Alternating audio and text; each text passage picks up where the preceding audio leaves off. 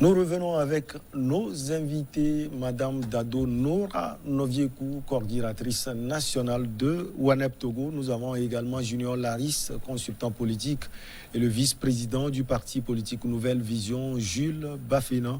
On parlait du Mali et de la France, divorce consommé entre les deux pays.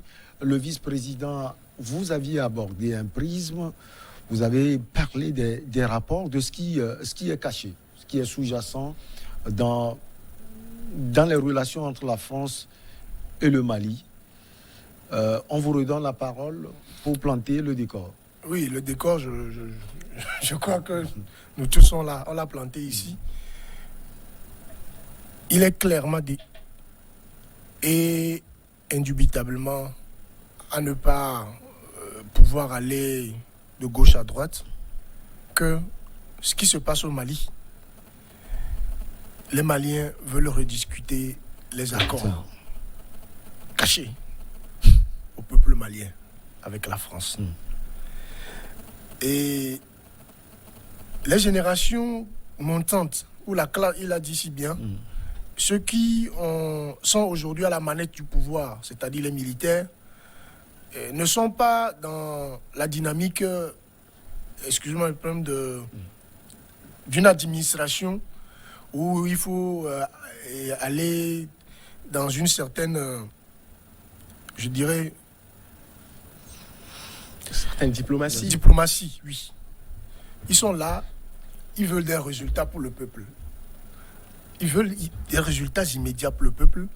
Et vous voyez, quand un peuple arrive à ce stade, à avoir des leaders comme ça, eux aussi, ils sont dans la mire de devenir des présidents. Alors, il faut un résultat aujourd'hui qui démontre au peuple malien que, voilà les sauveurs. Et donc, ils veulent rediscuter les accords. Et moi, je pense que la France n'a rien à perdre en faisant bas la terre. Parce qu'aujourd'hui, ce n'est plus un secret de polichinelle. Nous, jeunesse africaine, on sait que c'est nous qui nourrissons la France et les Français. Tout le monde le sait. Ça, nous le savons. Nous savons que c'est de notre banane que le peuple français se nourrit. C'est clair. Et aujourd'hui, le peuple malien dit « Je ne veux plus donner ma banane à la France. » Mais à la Russie? Parce que la France... Ou bien à un groupe. Parce que la France, malgré que je lui laisse cueillir mes bananes sur mon bananier, à un moment ne veut même plus que gorille que je suis ou singe, que je puisse manger une banane. Elle veut alors que je lui donne mes bananes pour qu'elle me sécurise. En retour, elle tire sur moi. C'est clair que si je vais trouver l'alternative de celui qui peut venir prendre la banane pour que je sois en sécurité, pour manger aussi une autre banane avec la personne, je vais y aller. C'est simple comme ça pour que le Malien lambda comprenne. En fait, je l'ai décrit comme ça pour que le Malien lambda comprenne le schéma. Alors, il appartient à la diplomatie française de faire un mea culpa. Parce que d'ailleurs, qui doit à qui dans cette affaire? C'est la France qui doit au Mali. Le Mali ne doit rien à la France. Et le peuple malien et le Premier ministre malien a été clair. Nous vous avons sollicité pour nous sécuriser. Nous constatons que vous n'arrivez pas à le faire. Nous disons nous ne voulons plus. Nous ne voulons plus. Donc, quel est le problème? Que la France fasse un mea culpa. Mais son passage à la tribune des Nations Unies était en pointe à l'imbroglio. On n'a pas compris véritablement la profondeur. Il faut laisser ça. Ça, c'est un discours politique. Michel, il faut laisser ça. C'est un discours politique. Oui. C'est un rapport de force que le Mali implémente avec la communauté internationale et plus précisément la France. Si la France se reconnaît dans ses erreurs, c'est très simple.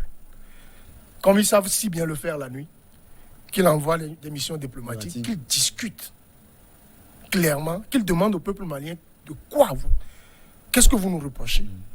Comment pouvons-nous arranger les choses pour que nous gardions, quel que soit, il y a une histoire entre nous et la France, que nous gardions, même s'il y a divorce, on pourra après tout au moins s'appeler pour se dire bonjour. Et c'est la junte militaire actuelle qui est au pouvoir, qui est décriée, Madame Noviekou, par la CEDEAO, parce qu'on a vu tout récemment le président en exercice de la CEDEAO, le Ghanéen Nana Akufo-Addo, qui était allé à Bamako. Il y a également cette communauté internationale dont parlait le vice-président tout à l'heure. C'est cette junte qui porte, si on peut le dire, ce projet du renouveau du Mali. Oui, je crois que la junte militaire qui est au pouvoir aujourd'hui, dans sa posture de transition, a un rôle à jouer et a une mission à accomplir dans un délai bien entendu. Ouais. Et il revient à cette transition de savoir qu'elle doit travailler pour atteindre un certain nombre d'objectifs dans un temps bien défini. Donc c'est à eux maintenant de voir comment mener à bien cette mission pour que ça ne soit pas une seconde source de déstabilisation pour le Mali. Parce que c'est important quand même de reconnaître que oui, au départ, les gens ont des bonnes volontés, mais à la fin, ça devient autre chose. Donc c'est important pour cette transition de faire ce qu'il y a à faire dans l'intérêt général du Mali et de passer la main. C'est important. Donc, c'est clair aussi que ça ne serait pas évident, facile pour elle, en sachant comment elle est arrivée. Et maintenant, la CEDEAO, je dis, est dans une posture normale aussi, parce que ce n'est pas à elle de dire « bravo, vous êtes bienvenue ». Mais non, dans sa posture d'organisation fédératrice des énergies au niveau des pays de la sous-région, elle est dans son rôle de ne pas soutenir ouvertement la transition. Et donc tout ça, on dirait, on est dans une situation diplomatique et donc chacun joue son rôle. Et donc, moi, je ne trouve pas de choses extraordinaires, en fait, en réalité. Chacun joue ce qu'il montre ce qu'il a montré. Maintenant, le reste, il y a aussi des choses qui ne sont pas dites. Donc, les non-dits que vous et moi, ici, on ne maîtrise pas. Et c'est souvent aussi bien d'avoir l'esprit que, des fois, on a des choses que montrent les médias ou qui sont montrées sur les médias, mais Dieu seul sait ce qui est derrière, ce qui se dit derrière. Donc c'est aussi bien de ne pas juste se focaliser sur ce qui est visible, mais aussi se dire qu'est-ce qui est dans l'invisible qu'on ne connaît pas, qu'on ne voit pas. Alors Junior, la junte ne s'écarte-t-elle pas de l'objectif primordial, organiser les élections et s'effacer du pouvoir? C'est une question difficile à répondre parce qu'aujourd'hui, la réalité technique est que on est dans un conseil national de transition qui doit amener à des élections. Et je pense que la situation malienne correspond un peu plus aussi à la sociologie politique du pays. Quand vous voyez bien l'histoire républicaine du Mali, c'est sujet à des coups d'État. Amadi Toumani Touré, le président Alpha Ouma Konaré, le président Alpha Koné, c'est des successions de coups d'État. C'est des renversements. Et donc c'est une suite tristement logique de la sociologie politique du pays. Le deuxième indice, pour moi, qui est aussi très triste et très sombre dans le paysage politique et stratégique africain, c'est qu'on fait un constat, que ce soit en Centrafrique, au Mali ou ailleurs, c'est qu'il y a une absence d'armée. Les armées africaines aujourd'hui, elles n'existent pas. Quelle est aujourd'hui l'importance d'avoir un ministère de la Défense ou un ministère de la Sécurité qui n'est pas capable de sauvegarder tout un territoire national? C'est là où se trouve la réelle question, la pertinence aujourd'hui, la lecture qui doit être faite de ces situations, que ce soit au Mali, en Libye ou en Centrafrique. C'est là, les armées africaines aujourd'hui, pour la plupart, sont absentes. Et pour la plupart, ne sont pas républicaines, qui sont, pour certains, dans certains pays, qui n'assurent que la garde, un peu, ou la garde, ce qu'on appelle la citadelle du président de la République. Et là, il faut redéfinir aussi la politique générale des armées africaines, qu'elles soient plus républicaines. Maintenant, dans le cas sinistre du Mali, il faut reconnaître que le Mali est un grand pays. Le Mali est plus gros que la France, le Mali est plus gros que l'Espagne et le Portugal réunis. Et donc, c'est une affaire aussi qu'il faut négocier avec les Algériens. Je ne sais pas pourquoi les Algériens, jusque-là, personne n'en fait plus mention. Parce que si je me souviens bien, lorsque le mouvement national de libération de l'Azawad avait lancé son offensive dans le nord Mali, notamment à Kidal, c'était l'Algérie. Parce que partageant la frontière avec le Mali, qui avait été amené à la table, on avait signé le fameux fameux accord de Blida d'Alger à l'époque. Et tout le monde avait des espoirs pour la sécurité au Mali. Aujourd'hui, on fait comme si l'Algérie n'existait plus dans le jeu stratégique du Mali. Non, je pense qu'il faut faire revenir l'Algérie aussi, qui doit jouer son rôle et qui ne doit plus seulement repousser les rebelles et les trafiquants dans le territoire malien. Allez, de Bamako, on file très vite d'ailleurs à Lomé le processus de rapprochement politico-diplomatique et économique amorcé ces dernières années par le Togo et la Turquie a franchi un palier important avec la visite du président Recep Tayyip Erdogan mardi 19 octobre 2021 à Lomé, à la tête d'une délégation de ministres, de hauts fonctionnaires et d'opérateurs économiques. Il a été reçu dans la capitale togolaise par son homologue Faure Essozinam Gnassingbé. Au menu de cette visite inédite pour un chef d'État turc, plusieurs sujets d'ordre bilatéral et multilatéral. New World TV s'est mobilisé non seulement à l'aéroport international Gnassingbé Yadema de Lomé, mais également à la présidence de la République du Togo. Honoré Lemou et Jean-Martin Couffin ont représenté la télé. Mardi 19 octobre 2021, le chef de l'État Faure Essozinam Gnassingbé accueille son homologue turc Recep Tayyip Erdogan à Lomé. Un déplacement qui était très attendu pour l'avenir des deux nations. Au centre des discussions, le renforcement de la coopération entre la Turquie et le Togo. Avec le Togo, nous avons des opinions et des approches qui se concordent sur de nombreux sujets. Dans les domaines politiques, économiques, commerciaux et militaires, nous avons le souhait de développer davantage notre coopération. Avec mon cher ami, nous avons également procédé à des échanges de vues sur les questions régionales. Dans le cadre de votre plan de développement national 2018-2022, les sociétés turques sont prêtes à apporter leur contribution pour les investissements dans les domaines du tourisme, de l'agriculture, de l'énergie, de la construction au Togo. Et notre coopération dans le domaine du développement, nous la poursuivons de manière déterminée. Pendant plus d'une heure de temps, les deux chefs d'État ont passé en revue le partenariat entre Ankara et Lomé. Au-delà de ces aspects, la question de la menace sécuritaire était au cœur des échanges. Le président Faure Essozinam Gnassingbé se réjouit de ce nouvel accord qui certainement aura un meilleur aboutissement. Cette visite, c'est un aboutissement, mais c'est également un point de départ. Si nous n'avons pas la sécurité, si nous n'avons pas la stabilité, je ne pense pas que les investisseurs turcs prendraient le risque de venir dans notre pays. Donc oui, la défense et la sécurité sont une priorité pour nous. Et la seconde priorité sont ceux que connaissent beaucoup de pays africains, c'est-à-dire la construction d'infrastructures. Le Togo a pour ambition de devenir un des hubs logistiques de l'Afrique de l'Ouest. Après cette visite symbolique du président turc, une première dans l'histoire des deux pays d'ailleurs, les relations entre Lomé et Ankara se sont vues renforcées. Cette poignée de main des deux présidents témoigne de la sincérité de ce début de partenariat, également basé sur les intérêts d'ordre commun, bilatéral et multilatéral.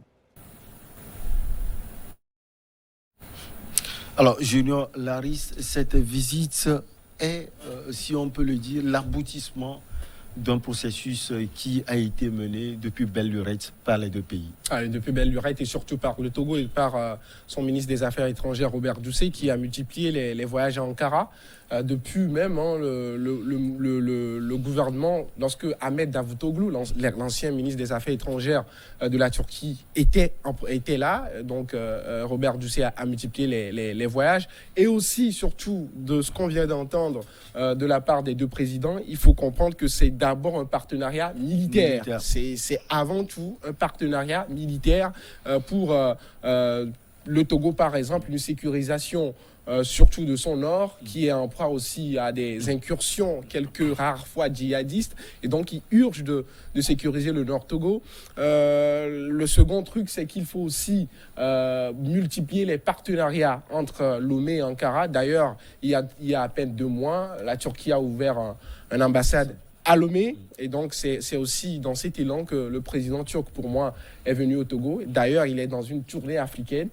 Une fois encore, une des politiques extérieures d'un pays du G20 qui s'exprime sur le continent africain. Notez qu'en 15 ans, ou plutôt en 10 ans, c'est la première fois qu'un dirigeant du G20, je veux parler de Recep Tayyip Erdogan, vient sur le sol togolais. Et donc, pour moi, c'est le plus grand hold-up diplomatique de Lomé en 10 ans. Après Luanda, donc vice-président, le président turc a visité Lomé. Après Lomé, il est allé à Abuja. Alors, comme Junior l'a dit, l'accent a été mis plus sur l'aspect militaire. Pourquoi? Oui, l'accent est mis sur l'aspect militaire, puisque aujourd'hui c'est... Sécuritaire. Sécuritaire, puisque aujourd'hui c'est l'enjeu. C'est l'enjeu auquel font face pratiquement tous les États. Nous avons un problème de sécurité. Mais aussi, il faut saluer cela. Il faut saluer la diversification des sources de coopération et d'investissement. Et cela est dû au fait aussi qu'il est sans savoir, moi je vais aller sur un terrain purement économique et des hommes d'affaires. Depuis un certain moment, des hommes d'affaires togolais voyagent en Turquie. Et il faut le reconnaître que la Turquie a su implémenter des stratégies en termes de commercialisation, des produits qui répondent aux normes européennes. Donc aujourd'hui, les Togolais se tournent plus vers la Turquie que la Chine, et parce qu'on a des produits concurrentiels et on peut faire bien des affaires donc, avec ce pays. Donc il était bon tant que nos deux pays, en termes de partenariat, que ce soit la Chambre de commerce turque et celle du Togo, que nos chefs d'État puissent s'impliquer davantage afin de donner une certaine garantie et assurance des deux côtés aux entrepreneurs togolais qui veulent bien aller vers la Turquie pour des sources de financement, qu'aux Turcs qui veulent venir donc au Togo pour explorer, pourquoi pas, le programme national donc, de développement. Alors, le vice-président l'a précisé, Madame Noviekou, qu'est-ce qui peut motiver aussi ce bouillonnement, si on peut le dire, dans l'axe Lomé-Ankara? Aujourd'hui, je crois qu'aucun pays aujourd'hui ne peut rester dans sa zone de confort. Et il est important pour tous les pays d'ailleurs de pouvoir, comme le vice-président l'a dit, de diversifier les partenariats. On sait qu'il y a des partenariats classiques, traditionnels, mais c'est clair aussi que ces partenariats, entre guillemets, sont un peu dépassés parce qu'il n'y a plus de ressources, il y a des défis aussi pour les pays traditionnellement ciblés pour des partenariats. Et donc, c'est clair qu'à un moment donné, il faut diversifier les vis-à-vis. Et pour ça, je me dis, le Togo est dans sa posture de recherche de nouveaux partenariats, mais aussi de positionnement stratégique. Si on fait bien l'analyse, le Togo, depuis un moment, essaie de pouvoir se positionner comme un pays qui est engagé dans le secteur non seulement de l'économie, mais surtout de la sécurité. Et quand on parle d'aujourd'hui des groupes extrémistes djihadistes aujourd'hui, dans la sous-région, le Togo fait partie des rares qui sont déjà au Burkina Faso. Oui, et ça fait peur et ça fait réfléchir. Le Togo a intérêt, en fait, à s'intéresser en fait à cette question sécuritaire qui a un sens naturellement. Donc, au-delà de tout, je me dis, notre pays essaie de se positionner. Maintenant, ce qui serait intéressant et important, c'est que ce partenariat puisse être une valeur ajoutée aux citoyens togolais. Ça veut dire que au-delà des accords signés, qu'on veille à ce que les citoyens, soit au Togo ou en Turquie, soient bien traités. Parce qu'on sait aussi, on a des partenariats où les ressortissants après ne sont pas bien gérés, ne sont pas bien considérés. Et ça n'a pas de sens. Donc, il faut un partenariat gagnant-gagnant où l'humain est valorisé, pas seulement des papiers, mais que l'humain soit valorisé. Et ça, aujourd'hui, c'est un défi pour les pays africains de ne pas juste s'engager dans les partenariats juste pour le côté géopolitique de la chose, mais aussi pour une valeur ajoutée à sa communauté. Et je crois que c'est ce que d'ailleurs les autres pays font. Et il faut l'avoir à l'esprit. Le côté sanitaire a été aussi souligné, même si Honoré Lemou ne l'a pas trop précisé. Je l'ai lu. On a parlé également de la santé. On a parlé de la santé parce qu'on sait que la pandémie a mis aussi en place une sorte de diplomatie des vaccins où chacun veut se montrer veut dans le précaré des pays, entre guillemets, vous allez m'excuser le terme, entre des pays du tiers-monde, veulent donner plus de dons de vaccins dans le fameux initiative COVAX qui a été mise en place, où les États-Unis ont donné leur vaccin, la Chine a donné son don de vaccin, l'Allemagne a donné son don de vaccin. Et donc, finalement, c'est une guerre aussi entre les pays de ce G20-là, vers les pays africains notamment, pour pouvoir mettre à disposition les vaccins et donc déjà s'imprimer dans le collectif social des peuples de ces pays qui reçoivent ces vaccins, parce que c'est aussi une manière de dire que quand je reçois du Sinovac, c'est un vaccin chinois et donc je pense à la Chine. Quand je reçois de l'AstraZeneca, c'est un vaccin britannique et donc je pense à l'Angleterre. Et donc c'est dans cette stratégie-là aussi. Je pense que le président Recep Tayyip Erdogan a dit quelque chose d'intéressant la dernière fois, c'est qu'il dit qu'il espère qu'il y aura l'ouverture de l'ambassade togolais à Ankara avant la fin de cette année. Ouais. C'est quelque chose de très important. Quand vous parliez tout à l'heure de réelle valeur ajoutée à l'humain, je pense que le Togo devrait normalement s'activer à aussi ouvrir d'ambassade à Ankara pour faire du pareil au même, parce que la Turquie a déjà son ambassade à Lomé, et permettre à nos citoyens qui sont en Turquie de pouvoir bénéficier de la protection consulaire, qui est très important quand vous voyagez à l'étranger, parce que il en va de votre vie et de votre sécurité et de vos affaires aussi. Au-delà de Covid-19, Ankara peut également apporter, surtout sur le plan sanitaire, à ce pays qui manque cruellement, il faut le préciser, de centres de santé. Oui, bien sûr, puisque quand vous visitez Ankara, et puis aujourd'hui, quand vous regardez la Turquie, on a assez d'expérience de transfert de technologie ou de compétences à apprendre vers ces sources alternatives.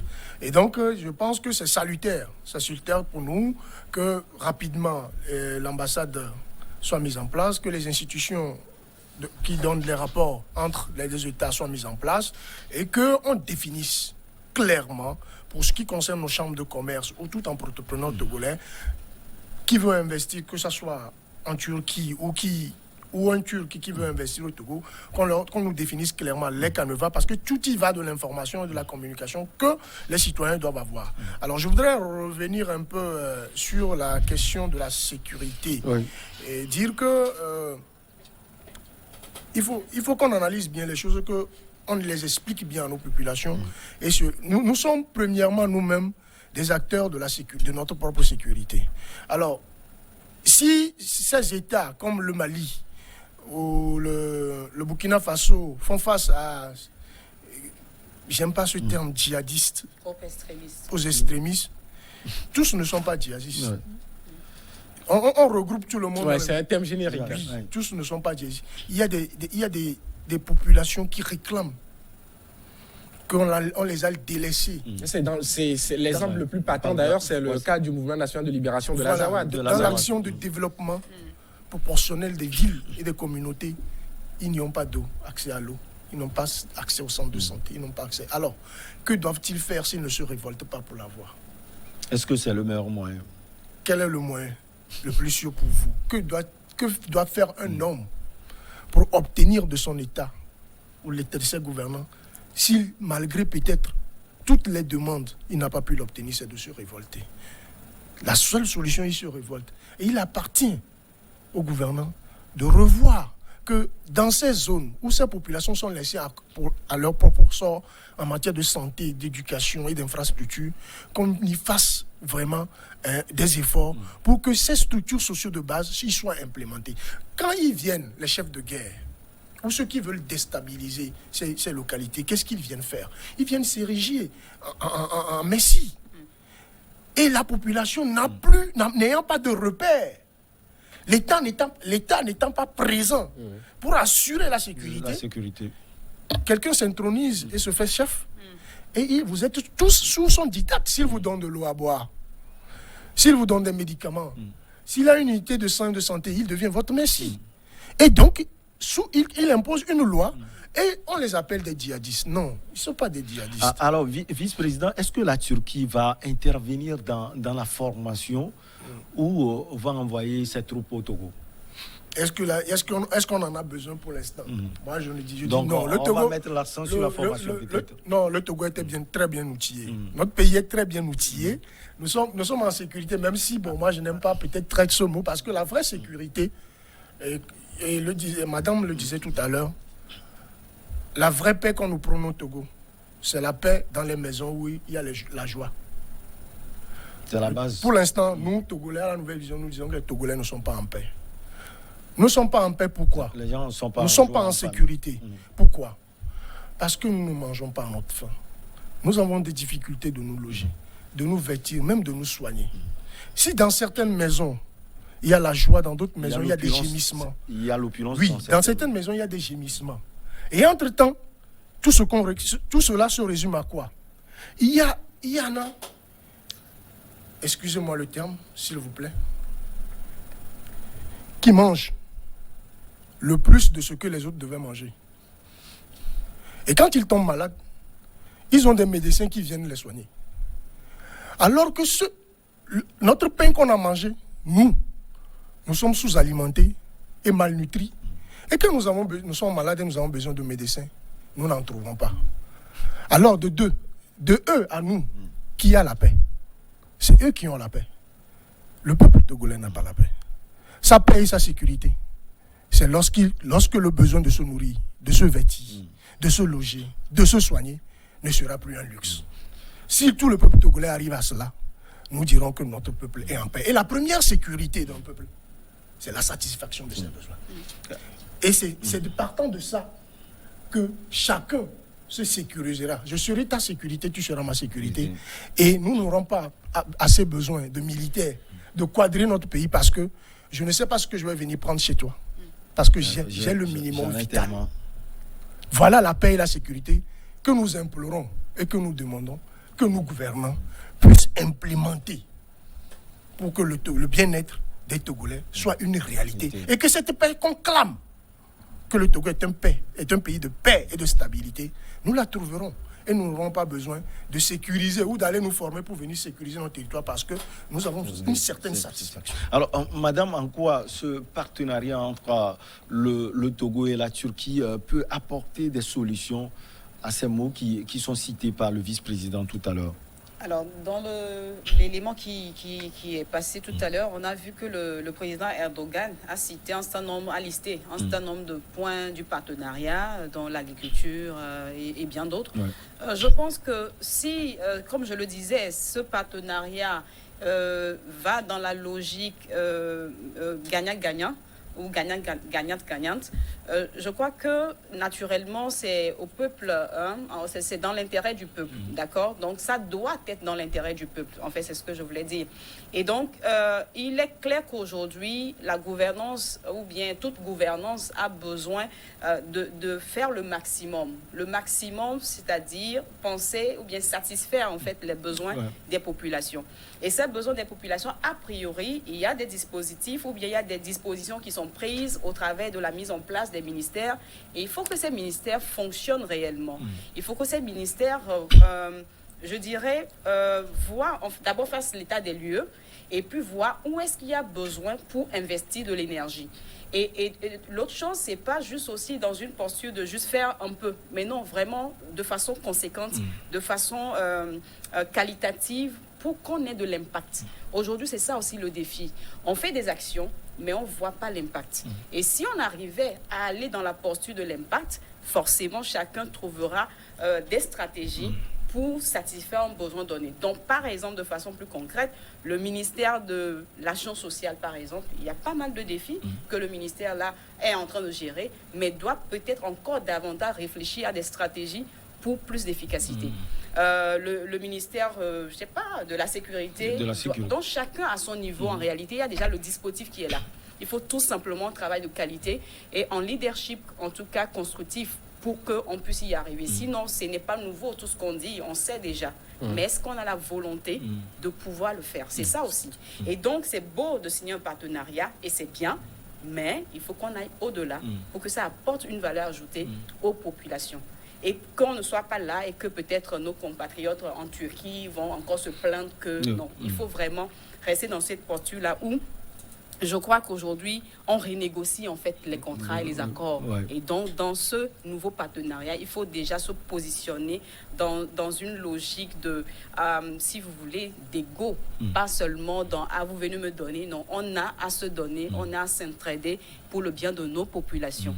Et donc, c'est plus une question maintenant, je crois, de leadership et de volonté. Certains diront volonté politique. Voilà, pour que ça marche. Junior Laris, vous maîtrisez la Turquie et surtout sa politique et son aspect économique.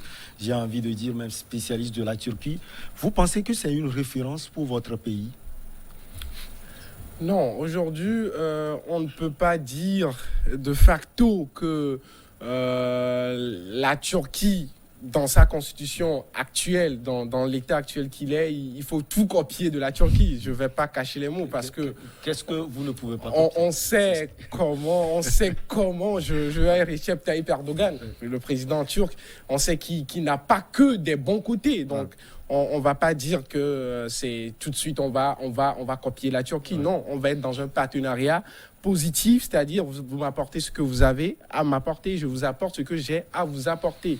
Maintenant, il faut savoir que la politique mise en place par Recep Tayyip Erdogan de venir en Afrique, parce qu'il ne faut pas aussi qu'on dise seulement le Togo, il a fait une tournée en Angola, au Nigeria et au Togo. Cette politique de s'ouvrir à l'Afrique vient parce qu'il a échoué en Europe.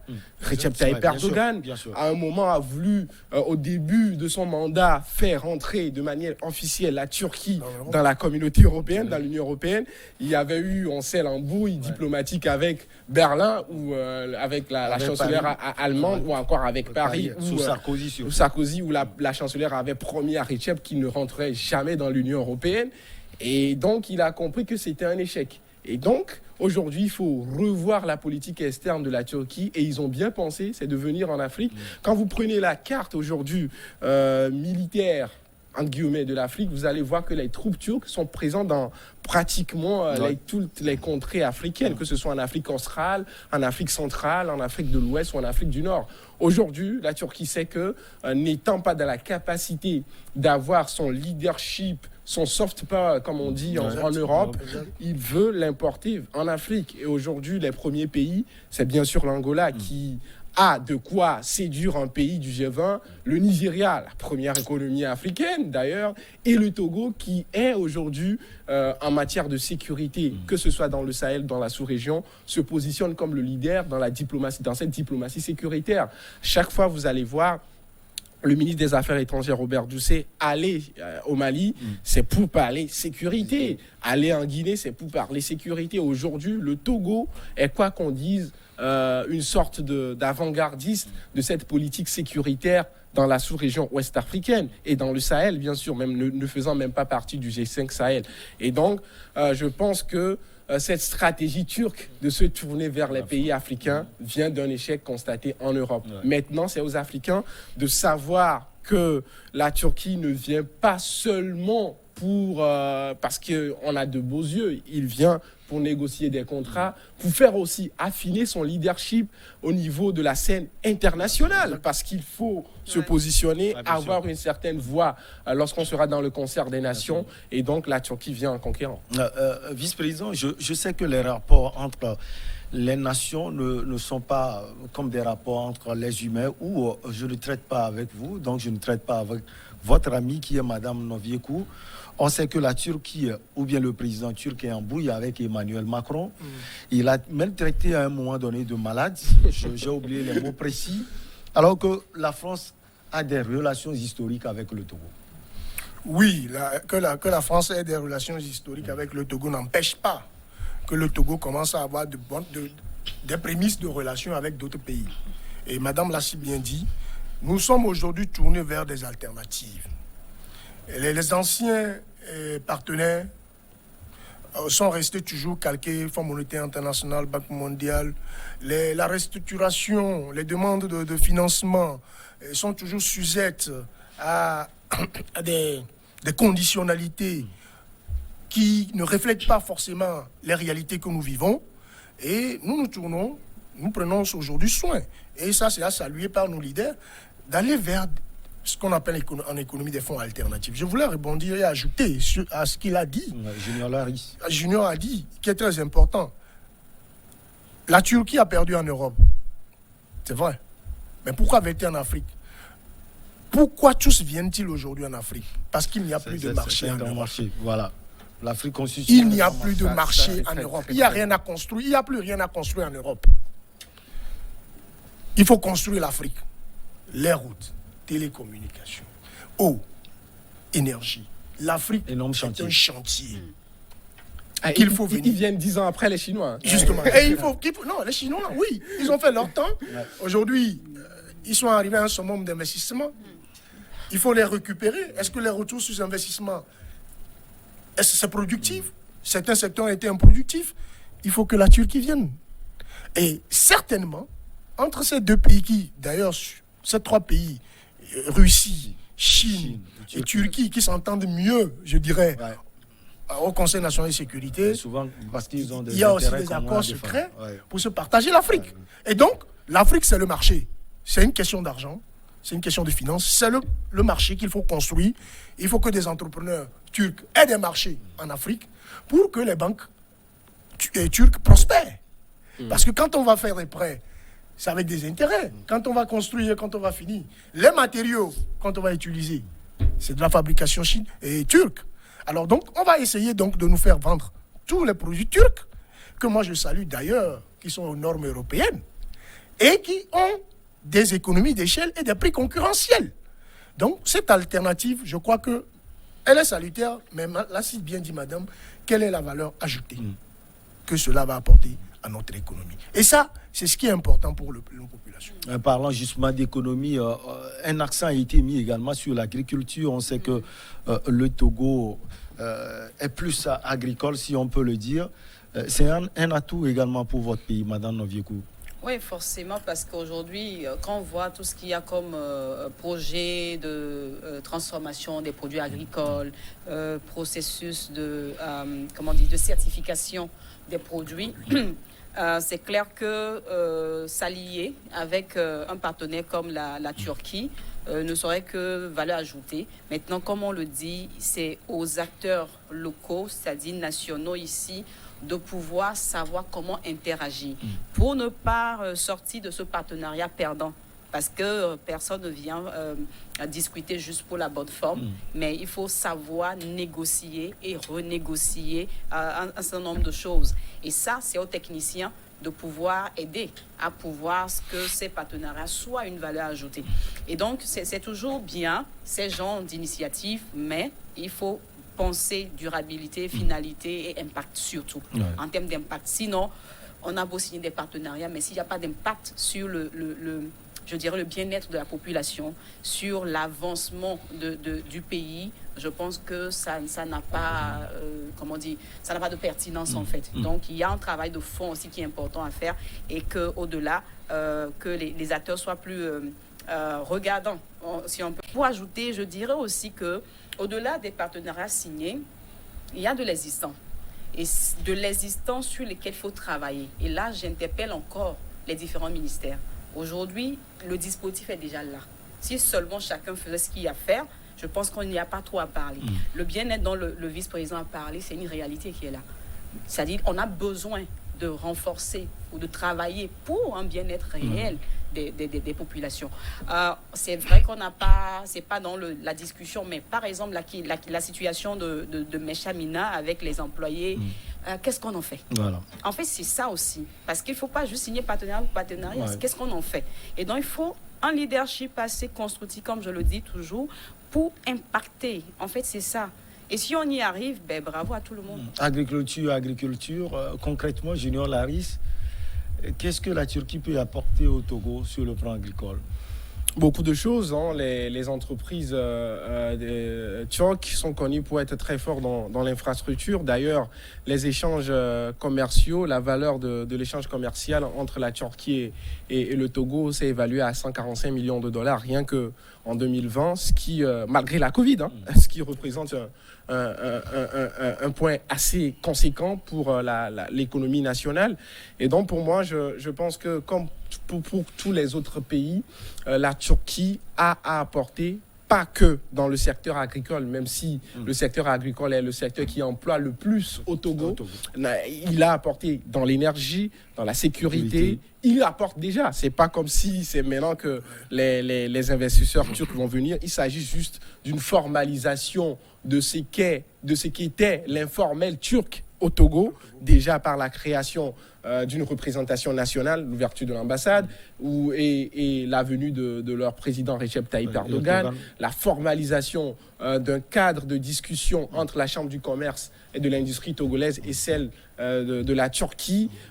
Tous ces mécanismes-là vont concourir à la redynamisation, à la revalorisation des échanges commerciaux qu'il y a déjà entre le Togo et la Turquie. Ne pas oublier aussi que la Turquie est quand même dans les 10 puissances militaires au monde et que la Turquie fait partie des 20 économies au monde. Et donc, ce n'est pas un petit partenaire, entre guillemets, qui vient vers le Togo.